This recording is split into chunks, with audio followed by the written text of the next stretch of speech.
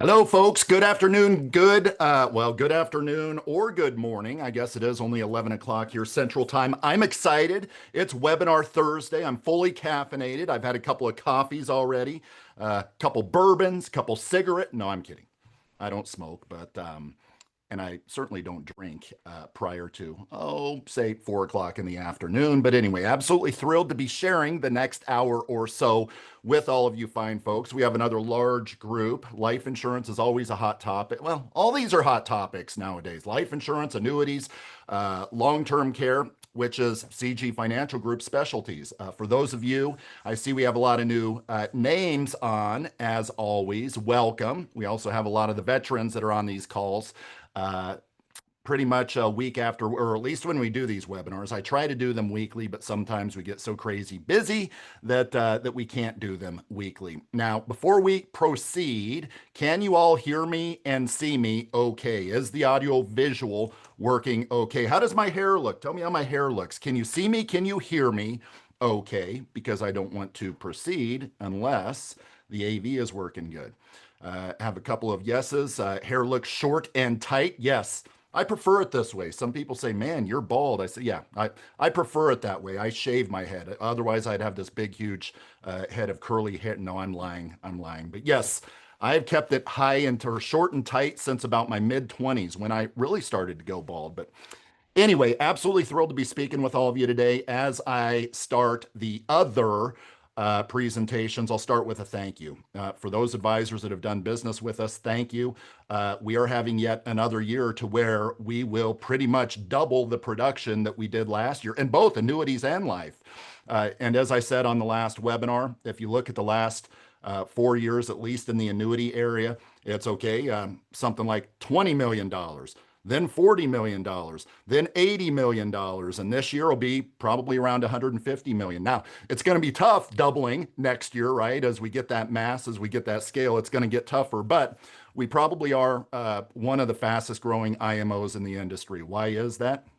Well, because when I left corporate America about 7 years ago, after roughly 2 decades in corporate America, various leadership roles in the insurance companies, various insurance companies across the industry, I said, you know what? There's a huge gap in the IMO space, and the biggest gap is advisors don't want to feel like a number. They want to feel like they have good case support, not a 20-year-old kid that's kind of guessing at the answers to their questions. Nothing wrong with being 20. I wish I was 20. I don't wish I was 20 again. I'm kind of happy with where I'm at a nice, mature 47 years old.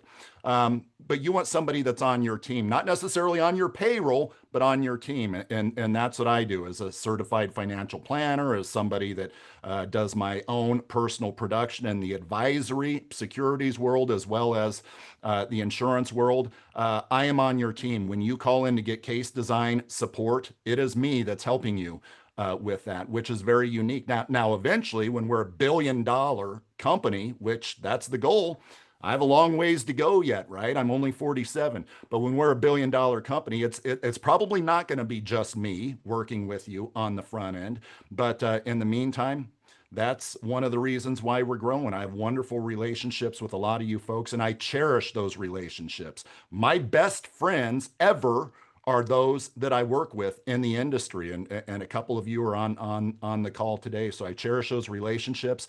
Now on the back end, the other gap that I identified before I created this IMO was uh, seeing the cases to the end. You and I both know, if you've been around for a while, you know that when you send that policy in to the IMO and that IMO sends it to the insurance carrier, especially with life insurance and long-term care, that's only half the battle. Do we just throw that crap against the wall and hope that it sticks and hope that the carrier miraculously issues the policy without any issues between point A and B? What I'm saying is from submission to commission, we have an army of folks that do a pretty darn good job. Those of you that have done life insurance business specifically with CG Financial Group, you will attest that our guy Bryce, which is your personal case manager, he's fabulous. So on the front end, on the back end, while at the good time, good commission, if all of that is good, what else can there be that an IMO can be good at other than Well, today, education, good quality education versus just product pitching. I am about as unbiased as one can get. There's not any insurance company that owns me. Frankly, I'm probably a bad business person because when I run your cases using the various tools and technology out there, and then I identify with you which company, which product is the best, I'm probably a bad business person in that for the most part, I sometimes am clueless as to what me, the IMO, gets compensated, right? Now, naturally, I do the books of my company. So as time goes by, it's kind of in my memory bank what we get paid with each company. But many times I do not know when I'm referring you to a particular product and company. That's all to say that I am in it for what is best for your client. And of course, I report and you decide. If you say, I don't like that product, let's go with this product. Hey, I report and you decide. You have 100 or so annuity life, long term care companies at your disposal. And my job is to help you hone in with all the technology that I have.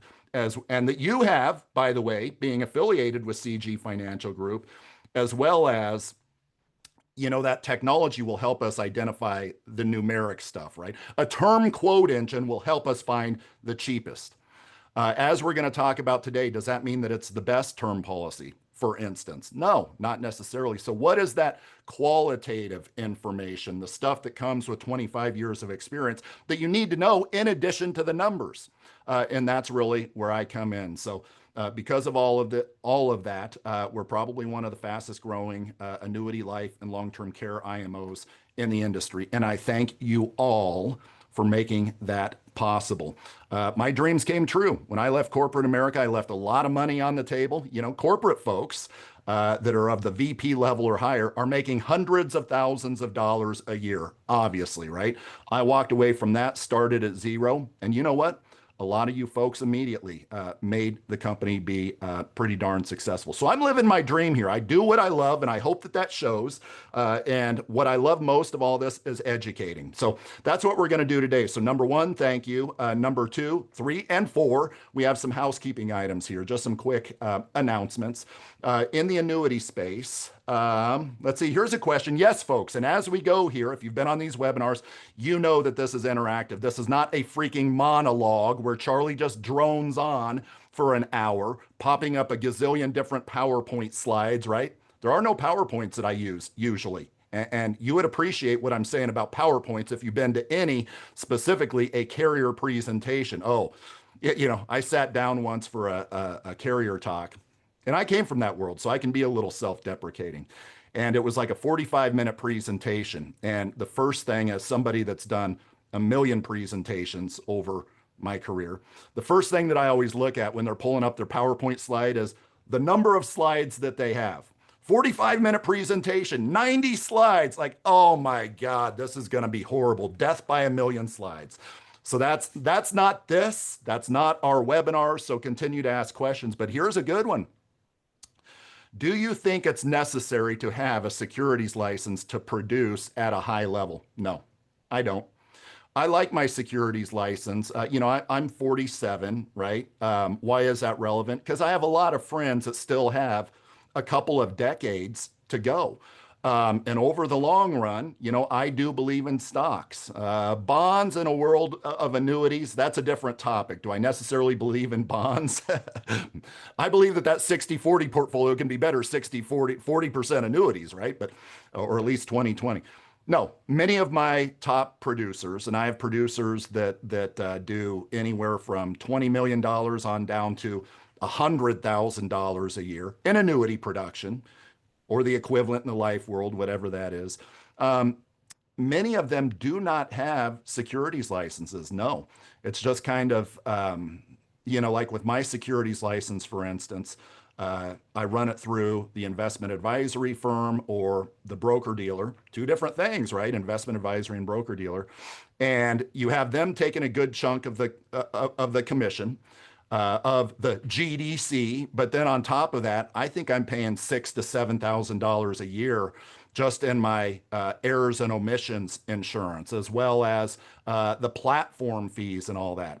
And eventually one would get to a point where it's like, you know what, if I'm doing 80% of my business in fixed and indexed annuities, which is where the industry is today. It's not like when I was in the variable annuity space during the financial crisis. Yes, I experienced the worst during the financial crisis where VAs were the elephant in the room. That's no longer the case. Many of these annuity products today do not require a securities license. Many of the life products today, obviously are not variable life insurance, right? So a lot of, you tell me, folks, those that are on the phone, who have given up their securities license over, say, the last decade or two? Who has given up their securities license just because you have found it to not be really worthwhile? I'm curious about that. Now, as something, and those will come in, Sal, my guy Sal, me in 2012. Now, something that I do is, and then we'll get with the program here, but this is very, very important. There have been a lot of congressmen and women over the years say, you know what, if you have somebody that's talking about a fixed indexed annuity to somebody that has a 401k plan and how that person should do a rollover to a fixed product, that's actually two sales going on there. One is the fixed annuity, right? Which only requires an insurance license. But if that person is recommending that they cash out their securities over there, this is a source of funds issue is what it's called. If the source of funds is coming from a security, then we, Congress, should put together a law that basically says that agent has broken the law because they made a recommendation to sell those securities without a securities license. So I always throw caution into the wind when you're having those conversations. Now, something that I do is a lot of Zoom calls with my agents and their clients. Let's say your client is higher net worth. They want a full-blown retirement income plan, Monte Carlo analysis and all that, optimizing Social Security. And here's how much more income we can get you if you do an in-service non-hardship withdrawal from your 401k plan over to here into the annuity. I am able to have those conversations with you and your clients because I am securities licensed. And by the way, we can build beautiful plans for those clients as well that show, as Tom Hagna says, the math, the data, and the science of why it is completely, I wouldn't say idiotic. In my scenario, it was completely idiotic for me last year to not consider putting a small chunk of my portfolio into an annuity. And the math, the data, the science, the Monte Carlo said so. By the way, there's a point that I want to make on the last webinar, which was Charlie's favorite annuities. So a similar webinar to this. There was an evaluation at the end. And by the way, during that webinar, I had stated what I've stated a lot of times on LinkedIn, social media. Last year, I put $200,000 into an annuity. Now, why is that? Because annuities have never been better, folks. And this is not an annuity presentation, but I want to get to this. Because annuities have never been better. That $200,000 going in last year when I was 46 is going to guarantee me and my wife forever into perpetuity, whether she lives, I'm not going to live until 120, but if she lives till she's 120, we're going to get how much money per year starting at age 65. So 200 grand going in at 66, at 46, 19 years later, we get a guaranteed amount of income per year of $44,000 for both of our lives. And by the way, if we pass out, I might pass out before then. I pass out just standing up anymore. Getting old sucks. If we pass away prior to that, the balance goes to the beneficiary. So anyway, I mentioned that on the call, and this fellow CFP, it's always the CFPs on LinkedIn that want to argue this, says something to the effect of, great presentation, I learned a lot, but I would question whether you really bought a policy yourself, something like that. Maybe it was just for effect. And I thought, that's the dumbest thing I've ever heard. What kind of objection do you have to me buying an annuity? Is the $44,000 per year too small? Do you not think that I've run the internal rate of return numbers, how much cash flow that will give me internal rate of return wise until both of us pass away or until our life expectancy? Do you not think that I ran the Monte Carlo analysis on what that would give me over that period of time if I were otherwise in the stock market versus investing in that annuity? Do you not think that I made those comparisons? But anyway, that person's no longer invited to these webinars because if you think that I'm lying, then the relationship is over. If you don't trust me, um, I'm not one of those big hyperbolic guys that thinks as long as I get a sale, well, the means of lying and hyperbole, then that's justified by the end, right? And by the way, my policy is right here. This is my American equity policy, and it says 200 grand going in today will get me $44,000 in income in the future. So these fixed indexed annuities don't require securities licenses, and they've never been better. Even though the securities guys will say, oh, you could do 10% per year in the stock market. Well, let's assume that for 19 years, 10%, then you take a reasonable withdrawal rate. Can you replicate that with an annuity? Oh, yeah. Not only can you replicate it, in most cases, you can beat it per the Monte Carlo analysis that the CFPs, which I am one, that the CFPs like to use. And by the way, folks, you have access to that technology. If you're wondering, what is Charlie talking about, this Monte Carlo and retirement income plans? That is technology that you get access to. It's a heck of a lot better than sitting down with your client and jotting something down on the back of an envelope and saying, yeah, here's what the company will guarantee. Clients want to know how much incrementally better they will be if they listen to you versus the status quo where they currently are. And in big, bold print, here is your number today that you can take at retirement. Here's your number later on that you can take in retirement if you listen to me today. You have access to that technology if you work with CG Financial Group. Anyway, 3 quick announcements. I got off onto a bunny hole, which I allot time for the bunny holes, just so you know, we'll be done on time. Number 1, Nassau. Nassau has a commission special. So indexed annuities, I usually like A-rated companies with a couple of exceptions, right? Nassau is one of them and Equitrust is another one. I just think they're more worthy of being A-rated than their current, well, B ratings, right? So Nassau has a commission special. You sell an indexed annuity with them, it's an additional 75 basis points. You sell a MIGA with them, which I want to say their 5-year MIGA is 5.55%. Talk about certificate of deposit alternatives, 5.55%. You get an extra 25 basis points with Nassau until almost the end of the year. I want to say December 15th that goes through. So Nassau commission special. Equitrust, if you do Equitrust business, if you don't do Equitrust, then talk with me. We'll get you appointed. Equitrust has announced a couple of changes. One is interest rates on various products. Another one is they currently have interest rate decreases, but they're also positives in that they have premium bonuses, an additional 3% on a few of their premium bonus products that are going to go until mid-December. So fire sale, right? Fire sale. If you have somebody on the fence with Equitrust, consider that.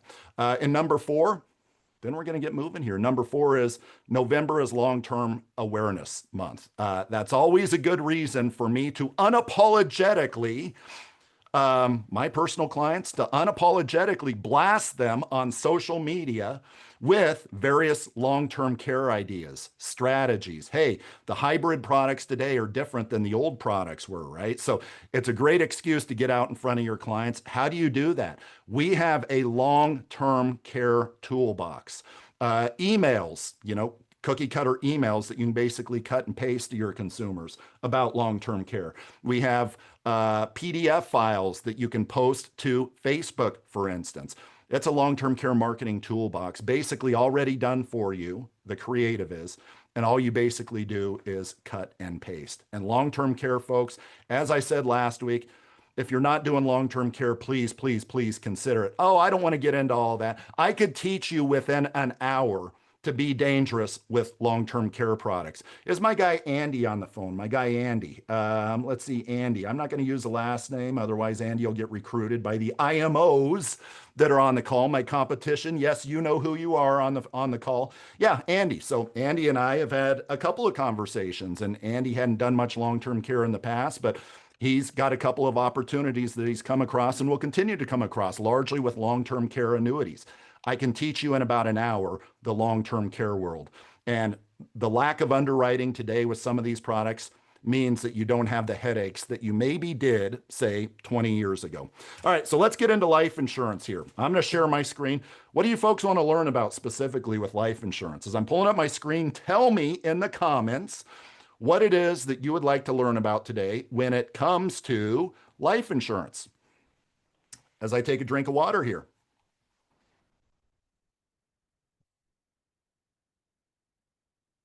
We got an information packed remaining 40 minutes on the call, and we're going to get into a lot of stuff here. Nobody wants to learn anything about life insurance? All right, I guess we're done here then, right? All right, please do a long-term care seminar. Please do a long-term care. We'll talk about life insurance and long-term care. The differences between chronic illness riders and long-term care riders. We'll talk about that. And Jose, what you may be referring to is this, and I will actually come to think of it, I will. Quarterly or so, I do webinars nationwide. And I've done a long-term care webinars as well as Social Security, 100 and some consumers on the phone for Social Security.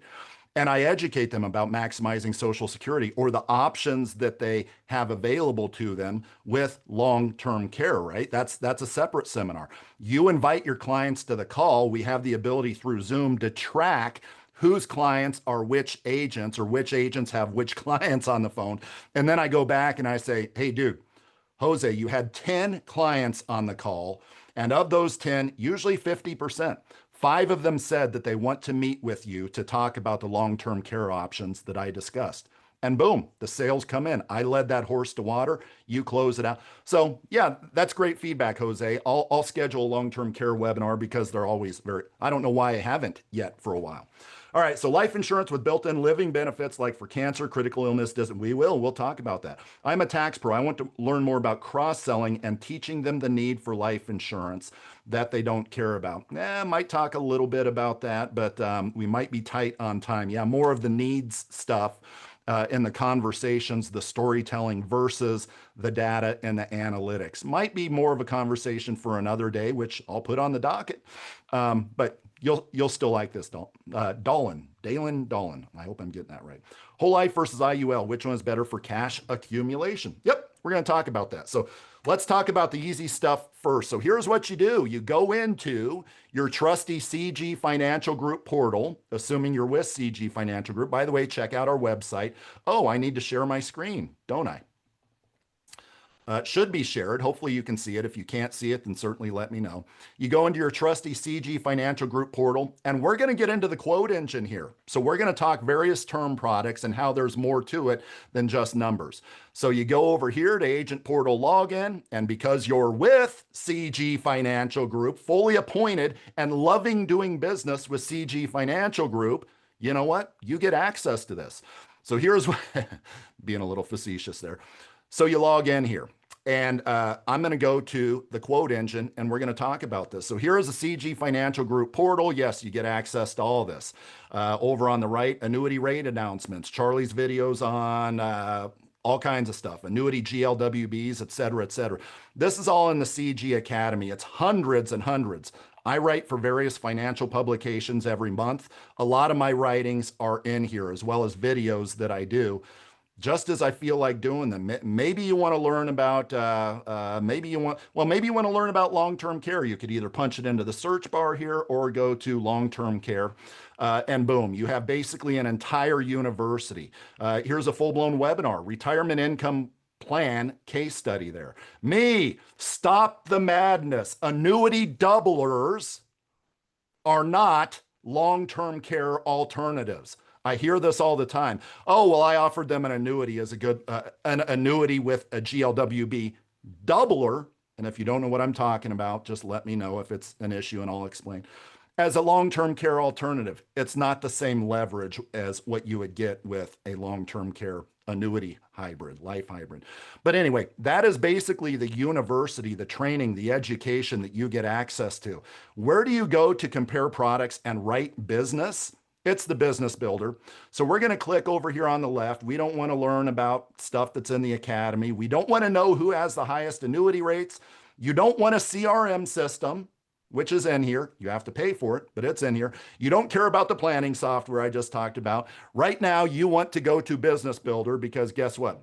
We're going to talk about life insurance, and we're going to start with the quote engine. Then we're going to dive into various illustrations here. So Business Builder, here's a Business Builder page. Now you want to access it. So go into here and we're signed in. Sal, you've been here a million times, so you know what I'm talking about. That's going to take you to Business Builder. And I'm going to run a term quote on myself. So let's say a consumer, and you normally have, I have a dashboard here, but I don't want you to see all my clients, all the agents that work with, I don't want you to see the names.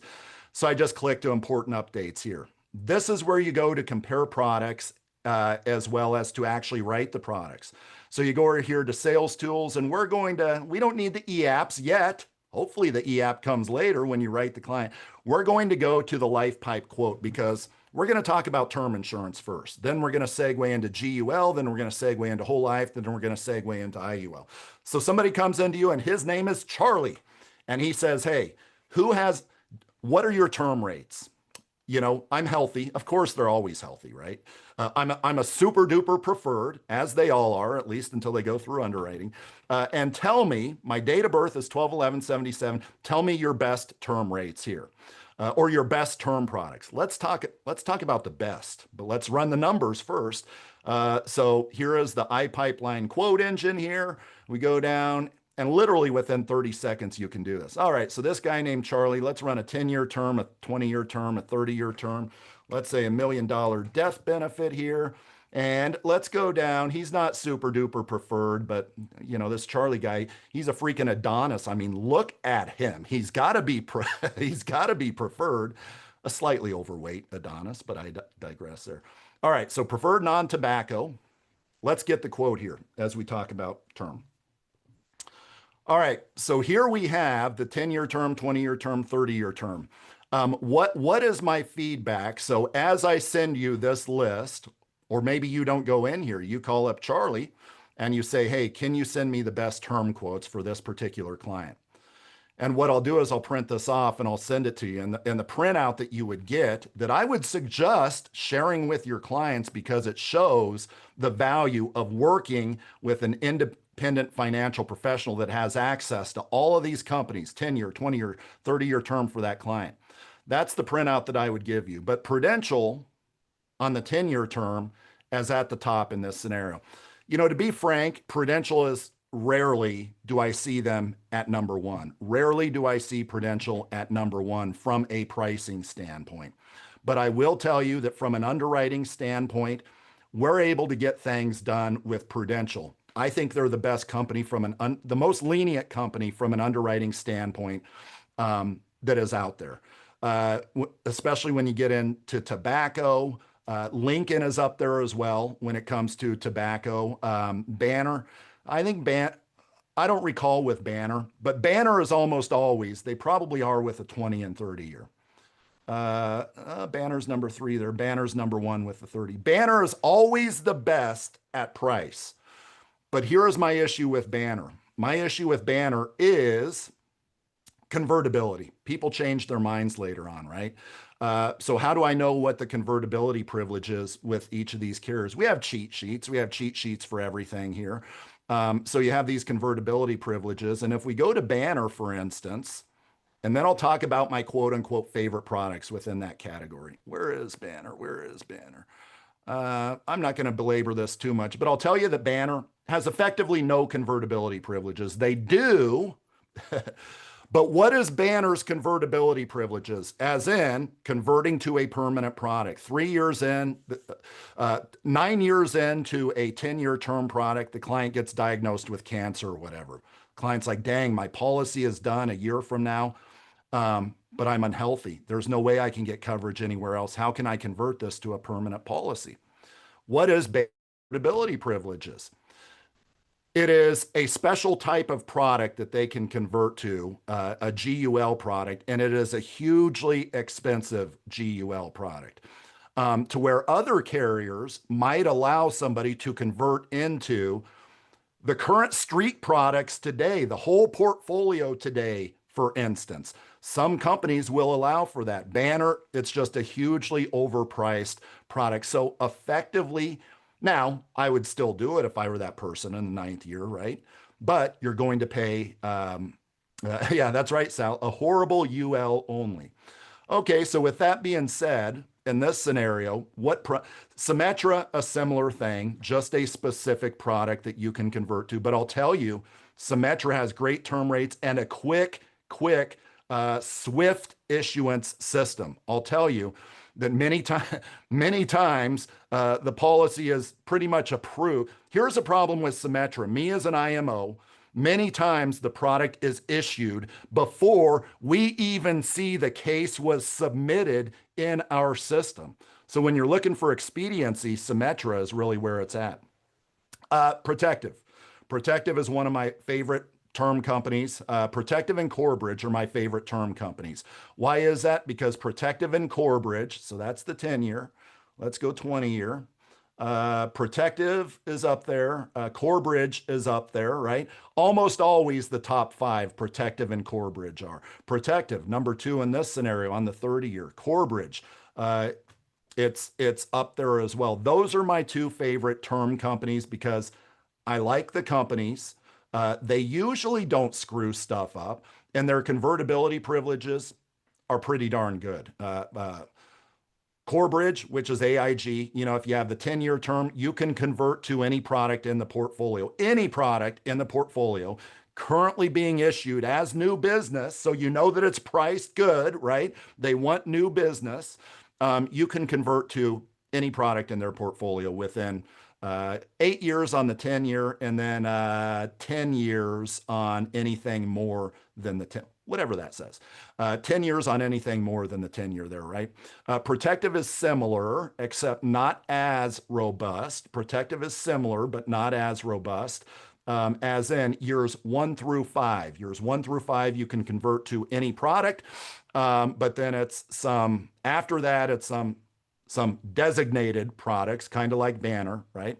So the convertibility privileges are important to me. Now, somebody else that I like that's down here, at least on that list, who do you like for term? Specifically, let's talk living benefits. Who do you like for term that's usually pretty much up on these charts here? You tell me, who do you like for term when you think of living benefits? Living benefits on term, you mean to tell me a chronic illness benefit, if one cannot do 2 of 6 activities of daily living, a chronic illness benefit on a term policy? Yeah. Emeritus is one of them, but Sal, they're just usually not towards the top pricing wise. North American, North American. My last deal before I opened my business here was running external life insurance sales at North American. So their products have evolved quite a bit, but I know their products, their company, the system pretty darn well. And I'll tell you, North American, we're doing a lot of North American nowadays. Living benefits on term, they're usually, kind of the trifecta, right? Living benefits, they're usually towards the top from a pricing standpoint. And that's not much of a difference. 1450 is the top, Transamerica. And Protect North American for an additional whatever, 200 and some dollars a year. That might be worth it to give that person chronic illness benefits. So great pricing, living benefits on term, and of course, a very, very strong company, very strong company. Any questions on that as we go a little older, because I want to kind of venture into all of these things are linked. Okay, we did a 47-year-old, but then what if we shift to an older person? Does that deck reshuffle? And then we'll get into long-term care benefits, chronic illness benefits, GUL, and then we'll kind of segue into whole life and IUL. Anything else on that? Any questions on that as I go in here and change the illustration up a little bit? All right, so now let's say we have an older person, right? I get this quite a bit. Somebody comes and says, hey, I have a 65-year-old, for example, and they want a 30-year term. Are 30-year terms generally available to a 65-year-old? Kind of a quiet group today, man. No, they're not generally. Now I'll put in here 10-year, 20, 30 years to see what's available for our 65-year-old. But usually kind of the magic number is whatever their age is, plus whatever the term length is, that better be less than, 85 years of age, 86, 87, life expectancy, right? So it's kind of no coincidence that if you have a 65-year-old, you're probably going to see the term availability cut off at around the 20-year term level or so. But let's do this. Let's say that Charlie, instead of 47, is age 65. And yes, the software, again, it's free to you if you're doing business with CG Financial Group. So here we have 10-year terms, 20-year terms. Where's the 30-year tab? There are no 30-year terms for that 65-year-old. Again, Banner is almost always at the top, but you see what I'm talking about here. Corebridge, it's always within the top five, and they have great convertibility privileges. Banner does not. Banner is 1 cent cheaper than Corebridge. So this is that you have the qualitative stuff, and we have the software that will show you the quantitative stuff, the numbers. We have the software that will show you that. It's the qualitative stuff that I help you with. Hey, Banner's at the top, but frankly, I'd probably look to Corebridge, or I don't know. You guys and gals tell me, which one of these top five would you probably go with in this scenario? Let's take a poll here. Which of these top carriers, looking at this and just knowing what you know about them so far, which of these top carriers, if you understand everything that I've talked about so far, which one might you go with just looking at whatever is on the screen here? Is it Banner? Is it Corebridge? Is it North American? Is it Principal? Is it Foresters? So we have a mixture. It seems that North American is winning. Yeah, I would probably agree with you. And by the way, they have great convertibility privileges as well. So that's not the trifecta. That's actually the quadfecta, if that's such a thing. Yeah, so they have living benefits. They are what? 11 cents from the top. Living benefits, great convertibility privileges. I would probably eke out I would probably have North American eke out Corebridge in this competition here, right here. And to my point, I don't know off the top of my head the differences in my compensation between Corebridge and North American, but in this case, which one will I tell you? I'll tell you probably North American. That does not drive me like I hear that a lot of agents complaining about with other IMOs. I call in and it's the same product every time. Frankly, that's why I have a lot of folks signing up with my company here, because they're sick of the BS. So yeah, North American in that example. Okay, so let's talk about, we know that North American has living benefits on their term. I won't go into their term living benefits a whole lot, but we will talk about, I'll get there. So, okay, so that 65-year-old says, so you mean to tell me that I cannot get a 30-year term until I'm age 95? What then might you consider? What might you consider as a product area? They obviously care about cheapness of death benefit, right? Do they care about cash value?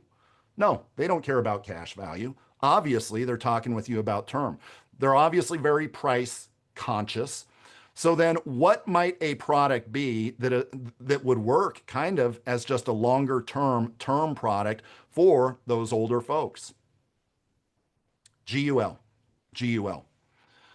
Okay, so how much will GUL cost our 65-year-old? And what is guaranteed universal life insurance? Think of it as Perm Term. As I've said a million times over the years, Perm Term. Many times, North American's an exception, actually. Many times there is no cash value, right? But we can go all the way out to age 121 with that death benefit. We can dial in how long we want the death benefit guarantee for. Of course, the longer we go, the more expensive it's going to be, but that's GUL. Now, I get this a lot from agents, from advisors. They call me up and they might not know a lot about life insurance. And they'll say this, Charlie, we need a whole life illustration because the client says that they want whole life. They don't want term, they want whole life. What might it be that the client is actually looking for? They just don't know that they're looking for it. Whole life. What is it that the client is actually looking for when that client says whole life? And I hope you understand the question that I'm asking here, because many times it's not that whole life product line that the client is actually looking for. What is it that they're looking for when they say, no, I don't want term? I read somewhere that only 2% of term policies actually pay out, which is true. Only 2% of term policies actually pay out. Why? Because it's no coincidence. Again, we're not even going to life expectancy with most of these term policies. Yeah, they're not going to pay out on average.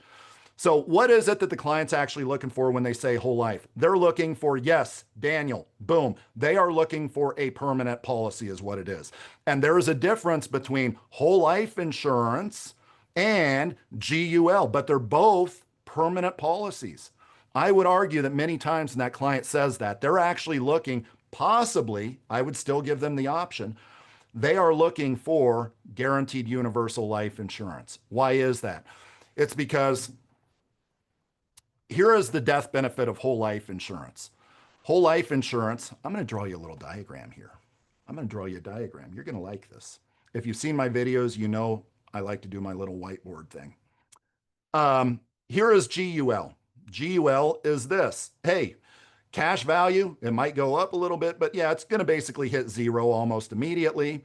The death benefit, we just guarantee you to age 121, as long as you pay that premium, you are going to get that death benefit, right? Okay, well, how is that different than whole life? Well, whole life insurance will tell you that, yes, you get that death benefit still if you continue to pay the premium, right? But the definition of whole life is this, is that it does what at age 100, at whole life, which is 121 nowadays, used to be 100. What does whole life do? What does it have priced into the premium that GUL does not do? It endows. What does that mean? It means that the cash value grows to where at age 121, it equals the death benefit. So I will ask you this. If the death benefit is the same on each of these, but whole life has this cash value, GUL has this cash value, which policy is going to be the cheapest, folks? It's a really easy answer. Which policy is going to be the cheapest? The policy that has all else equal, the cash value looking like that, or the cash value looking like this? Of course, the GUL is going to be the cheaper one. And that's what the client wants many times. They may not care about this cash value. They care about this and getting that as cheap as possible. So let's get into the GUL conversation now. Reshare my screen here. Boom, boom. This quote engine will also do GUL, which is pretty darn cool. And you could do a fast pay GUL. You could do the paid age 120. You can do whatever. But let's say that Charlie is still 65 years of age. 65 years of age. And let's switch this over to GUL. Well, Mr. Client, I'll give you a whole life illustration. But if you're looking at just permanent cheap coverage here, say until age 121, that's a different product altogether than whole life. It's a completely different product. So I'll show you here. You throw out a whole life immediately. Many times it's sticker shock, right? And I'll show you the sticker shock of whole life versus what we're running here with GUL. All right, so we're going to get quotes. So we're running it to age 121, so lifetime death benefit guarantee, and we're going to pay the premium into perpetuity. Have I mentioned yet that Protective is one of my favorite insurance companies? Why is that? Because, again, not just term. If you had only one company to get life insurance appointed, with Charlie, of course, it'd be either Protective or North American. It'd be either Protective or North American. So anyway, that scenario is this. So Protective is they're at the top, $21,744. Now, let me ask you this. Of these companies that are on the screen, what might be your personal favorite of these companies in this scenario here? What might you consider of these 5 or so companies? Which one might you go with and why? Which company might you prefer? So you're running the quotes, or I'm running the quotes. I give it to you. What might I explain to you, the advisor, the things to take into consideration other than maybe just top price? And this is a little tougher one because we haven't talked about this, but North American also has free, quote unquote, free, that's right, Eddie, free living benefits on their GUL. And I'm going to explain. Some of you are like, free? That's not true, Charlie. If you're saying that, then you know what you're talking about. And we'll dive into that. But Protective doesn't have any chronic illness rider. But might it be worth an extra $2,000 to go with North American in this case? Maybe. I'll let you decide. But I'm going to throw a curveball in because Protective, for an additional cost, you can add a rider. Okay, you can add a rider. Okay, well, what's that additional cost? So this is where we're going to get into this. So the client now throws you a curveball like they oftentimes do. All right, well, you told me Protective, it's 21 grand, but I went to my other agent. I had a client tell me this last week. I took all your information to my other agent, and here's what he said. Said, first of all, I don't play those games. Go back to your other agent, okay? But second of all, your other agent is wrong because of this, this, this, and this. And guess what? He came back to me and said, I appreciate your honesty. I appreciate your gruffness, I think is what he said. And I'm going to end up going with you. I said, cool. By the way, here's a quick story. So my wife took her new car in to get oil changed. Brand new Lincoln, 2020, it's like a year old. 2024 Lincoln Aviator, like an $80,000 car, right? She loves, these Lincolns are nice. Lincolns are nice nowadays. She took it in. It's a Lincoln Aviator Reserve or something like that to get an oil change at the dealer. The dealer crashes her car basically through the wall, through the big snap-on tool chest, through the office manager's drywall and everything. $20,000 worth of damage. $20,000 worth of damage. My wife she loves her car. She's like mad. But it's not going to be the same. I know they'll repair it, like it was to begin with, but it's not going to be the same, Charlie. I'm like, yeah, there is this thing called diminished value, meaning even after they fix it, the Carfax reports and all that, you trade it in later on. And I know that the carrier, the dealer's insurance company is going to deal with it, but how do we get a diminished value claim? So FYI, somebody crashes into your car, it should not be good enough for you to just say, oh, their insurance company is going to cover the cost, especially if it's an expensive car, because there is additional diminished value on that. So anyway, there's this guy, I won't say the name, but he's very, very, very good. But he's gruff, man. I can tell when I talk with him, when I trade emails, he's gruff and just to the point. And he is basically a consultant that will say, you pay me $600, I'll put the amount of money that it's diminished by, maybe 10,000, I don't even know yet, $15,000 that you're going to have to pay for eventually because the lack of trade-in value. I'll put it together and I will file with their insurance company. And the guy is not somebody I would have drinks with, but you know what? I love him because he tells me the truth, and you can tell he's about results here. So sometimes clients like that, right? This client came back and said, I appreciate all that. Me explaining the differences between this. He's a gruff guy, but my wife's probably going to get, in addition to effectively a new car, probably 15 grand, 10 grand back, whatever, in diminished value. All right, so let's go to the GUL. So let's say you go with Protective, the Protective GUL. I ran the quotes here. Actually, let's say North American. Let's go with North American. So North American is $2,000 more expensive, but what do you get with North American? A couple things here. Here is the first thing here is what they say. Remember, this is $1 million death benefit here. And this is very, very important. If you do chronic illness riders, this is very, very important. There are 3 different types of chronic illness riders out there, meaning a rider to where the client, if they cannot do certain activities of daily living, they can get access to the death benefit, right? The death benefit actually comes to them while they're alive. Kind of cool. The first type is there's an additional premium that the client has to pay. That's not what North American is. The second type that's not real common is so additional payments, premium payments that they have to pay to get this benefit of activating the death benefit if they can't do certain activities of daily living.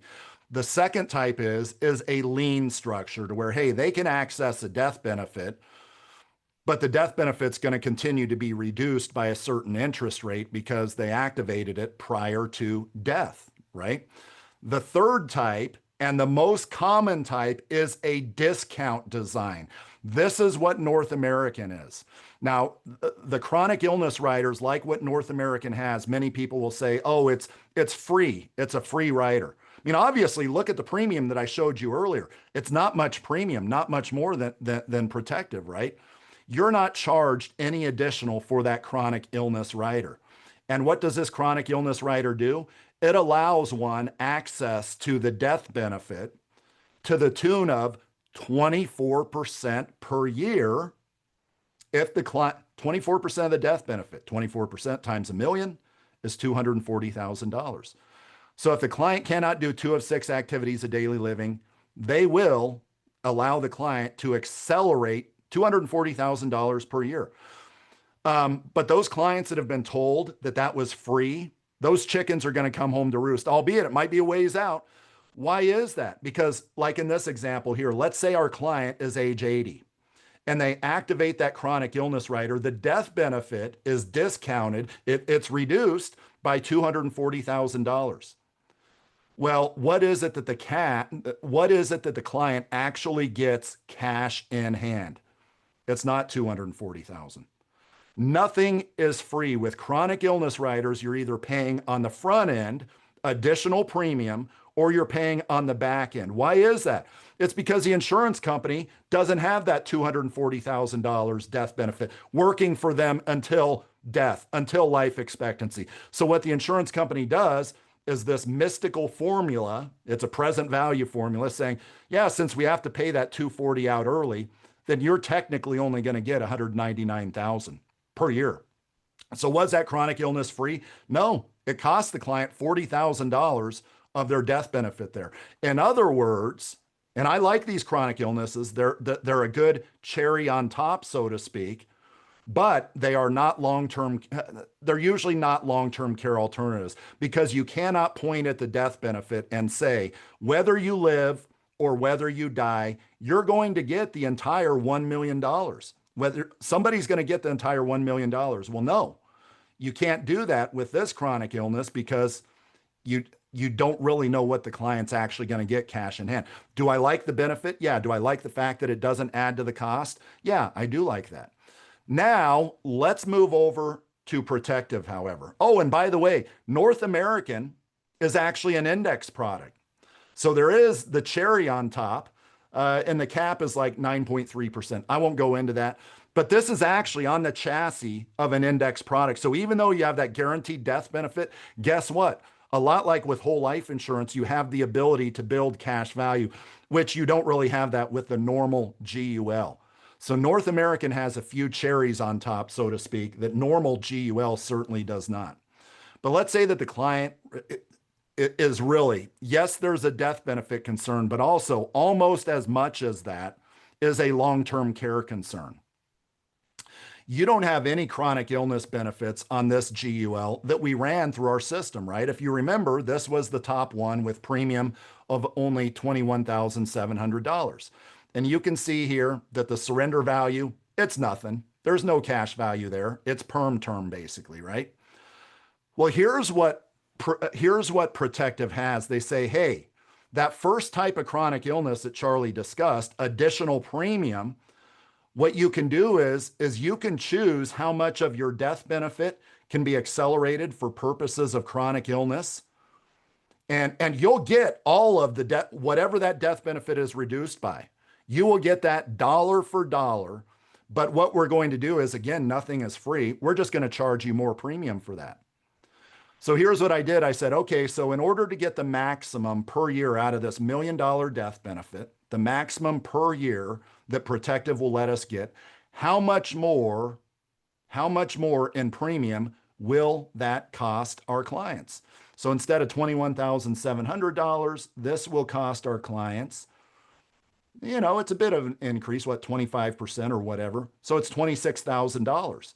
But Charlie, that's $3,000 more than what North American was. But the chronic illness benefits are completely different. As I discussed with this, you can point to that death benefit and say, whether you live or whether you die, somebody is going to get $1 million 100% tax-free, period. Whether you live or die, somebody's going to get that $1 million 100% tax-free. So you can think of this long-term care spectrum with life insurance. Those that are life insurance heavy focused, and yeah, the long-term care is kind of a nice cherry on top. I would put North American in that category. Maybe cash value. Yeah, that's a nice cherry on top. North American is in that category. And by the way, again, if the cash value goes to zero because of the bad stock market, their death benefit is still intact until age 121. Then you have the next step on the life insurance long-term care spectrum. Maybe that long-term care need is just as prevalent as the life insurance need. That's where you may want to consider something like protective, adding that chronic illness benefit to it. Now, maybe the client says, you know, I'd like a little death benefit, the old long-term care stuff where you die and beneficiary gets nothing. I would like to have some death benefit if we don't use it, but long-term care is my thing. Long-term care is my thing. So let's do this. Let's say with the same roughly $26,000, what if we went to One America and said, hey, $26,000, can we squish down the death benefit in order to get a big fat long-term care benefit? And this is where One America is on that right side of the spectrum, right? Long-term care heavy. So it's a life insurance product. And for actually I used 23,000 here, so a little less. So for $23,000, the company says, hey, we'll squish down your death benefit, which is 400, which will squish it down from $1 million to 435,000. But check this out. The actual long-term care benefit, life insurance light, long-term care heavy, is $1.3 million. So there are switches that I can toggle back and forth to find what it is that your client truly needs. Where do they sit on that spectrum? If they're on the far right of the spectrum, consider One America. We can get into indemnification versus reimbursement. Protective and North American are indemnification. The client gets a check. One America, it's reimbursement. So it's reimbursing the care providers based off of how much it is that the client actually had in care. All right, what about whole life insurance? Let's go death benefit. Lafayette is our whole life company. I love Lafayette. You know, Western and Southern is an A95 Comdex, A-rated company. They're a powerhouse. Lafayette, whether it's a death benefit focused product or accumulation focused product, this is where it's at with Lafayette. And by the way, folks, stick around for another few minutes and make sure you fill out the evaluation here at the end. Tell us how we did. If you're not appointed, let's get you appointed. Some of these companies do dual appointments. So even if you're with another IMO, we can get you appointed. So 37, so this is a 65-year-old. Remember what the premiums were on GUL? To my point earlier, the client says, oh, I want whole life insurance. Okay, you want $1 million in whole life insurance coverage? If you truly want whole life, not just permanent, but whole life, then yeah, you're going to pay $37,000 for the whole life. And this is their death benefit focused product. Yes, you do have the additional benefit of dividends over here, but this particular product, yeah, this is their death benefit focused whole life product that builds that cash value up until 121. So $37,000 versus what again was our cheapest GUL policy? Our cheapest GUL policy again was 21 grand. Or if you want, that souped up chronic illness rider, 26 grand. Or if you want North American's free chronic illness rider, 23 grand. Sometimes whole life is not necessarily whole life. Let's go to a cash accumulation focused whole life. Check this out. This actually looks pretty good. This looks good. And then we're going to compare this to IUL real quick over a couple minutes. Here we have 20 grand going in, say I'm 47, right? And I'm going to do it until 67. So over the next 20 years. And this is me optimizing for cash value. This is their Patriot product, which is their cash value product. This is 20% base policy and 80% paid up additions with some term blending in there. And if you don't know what I'm saying there, I have videos on what term blending, what paid up additions do. Paid up additions is like octane in the gas tank of the cash value machine, right? Here, so after 10 years here, you know when somebody designed the illustration right, and clearly the guy that did this one is a freaking genius, right? I kid. When 10 years, 9 years or so, you're crossing over to where the cash value has exceeded the total premium going in. So yeah, this looks pretty good. You're looking at 224,000 in cash value, 200 grand went in. Here after 40 or after 20 years rather, you have 590 grand in cash value, 400,000 was put in. Not bad if they can access that tax free as they can through loans, which I didn't run here. How hard is it to qualify for GUL with really bad conditions for GULs?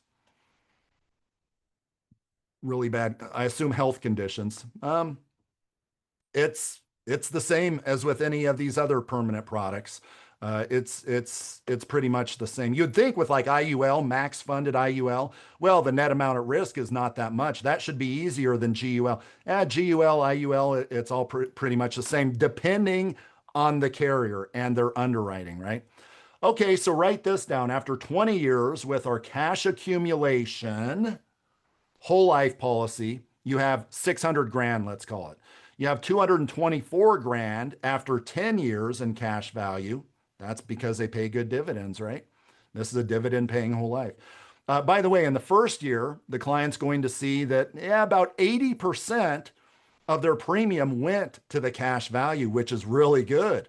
That's that 80% of paid up additions generating a lot of cash in that first year. So how does 16 grand, 224 grand, and 600 grand compare to IUL? Allianz and F&G are two of our hot IUL companies. F&G, if the client wants living benefit, the free chronic illness rider, right? F&G has that on their IUL. But let's go down here to page 27, which is usually where the funky stuff comes in. Page 26. All right, so here we're putting in 20 grand per year. The guaranteed column after, and then we'll go to the non-guaranteed. After 20 years, it's only 300 grand, right? So less than the whole life. And this is guaranteed, assuming everything is zero in the market, max cost of insurance charges, etc. After 10 years, it's 148,000 versus the 200 grand they put in premium. Here is the big one many times with whole life. And this is why it's whole life insurance that is many times used as the be your own banker concept. This is why it's usually whole life instead of IUL. Although you can choose an early cash value rider with IUL, you can do that. But for the most part, whole life is used instead of this because the cash value. And what was our first year cash value folks, what was the first year cash value? Tell me what it was. If you remember right, if you're paying attention on the whole life policy, what was that first year cash value that immediately went to cash value after we put in $20,000? Yep, that's right. Around 16,000 bucks. This is a big difference between IUL and whole life insurance, is that early cash value. What's the big difference? The big favor to IUL versus whole life? It's the non-guaranteed stuff. It's the non-guaranteed performance based off of course, the stock market up to a cap of 12 and a quarter on Allianz.